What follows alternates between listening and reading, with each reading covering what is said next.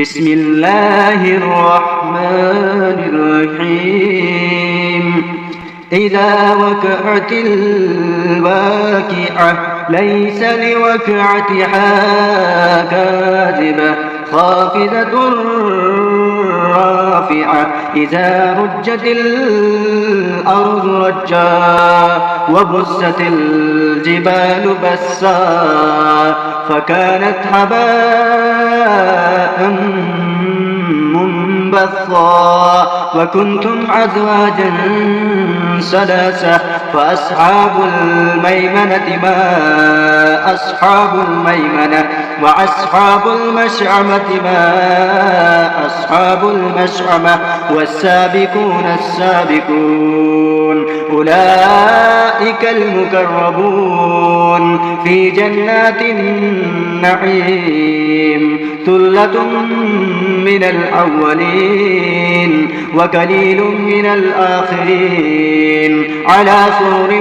موضونة متكئين عليها متقابلين يطوف عليهم ولدان مخلدون بأكواب وعباريك وكاس من معين لا يصدعون عنها ولا ينزفون وفاكهة مما يتخيرون ولحم طير مما يشتهون وحور عين كأمثال اللؤلؤ المكنون جزاء بما كانوا يعملون لا يسمعون فيها لغوا ولا تأثيما إلا قيلا سلاما سلاما وأصحاب اليمين ما أصحاب اليمين في سدر مخضود وطلح منضود وظل ممدود وماء مسكوب وفاكهة قصيرة لا مقطوعة ولا ممنوعة وفرش مرفوعة إنا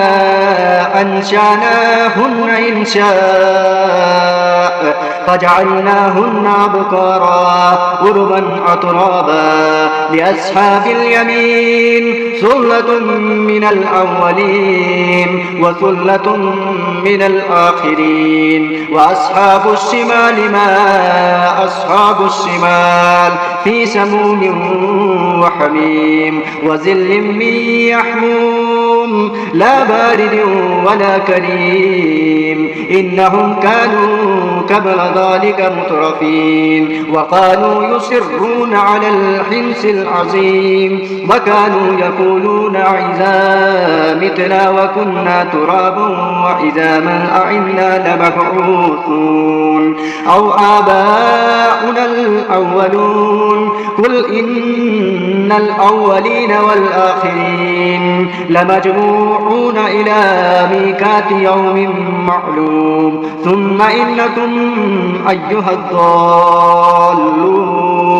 المكذبون لآكلون من شجر من زقوم فمالئون منها البطون فشاربون عليه من الحميم فشاربون شرب الحميم هذا نزلهم يوم الدين نحن خلقناكم فلولا تصدقون أفرأيتم ما تمنون أأنتم تخلقونه أم نحن الخالقون نحن قدرنا بينكم الموت وما نحن بمسبوقين على أن نبدل أمثالكم وننشئكم فيما لا تعلمون ولقد علمتم النشأة الأولى فلولا تذكرون أفرأيتم ما تحرثون أأنتم تزرعونه أم نحن الزارعون لو نشاء لجعلناه حطاما فظلمتم تفكهون إنا لمغرمون بل نحن محرومون أفرأيتم الماء الذي تشربون أأنتم أنزلتموه من المزن أم نحن المنزلون لو نشاء جعلناه جاجا فلولا تشكرون أفرأيتم النار التي تورون أأنتم أنشأتم شجرتها أم نحن المنشئون نحن جعلناها تذكرة ومتاعا للمقوين فسبح باسم ربك العظيم فلا أقسم بمواقع النجوم وإنه لقسم لو تعلمون عظيم إنه لقرآن كريم في كتاب مكنون لا يمسه إلا المطهرون تنزيل من رب العالمين أفبهذا الحديث أنتم مدحنون وتجعلون رزقكم أنكم تكذبون فلولا إذا بلغت الحلقوم وأنتم حينئذ تنظرون ونحن أقرب إليه منكم ولكن لا تبصرون فلولا إن كنتم غير مدينين ترجعونها إن كنتم صادقين فأما إن كان من المقربين فروح وريحان وجنة نعيم وأما إن كان من أصحاب اليمين فسلام لك من أصحاب اليمين وأما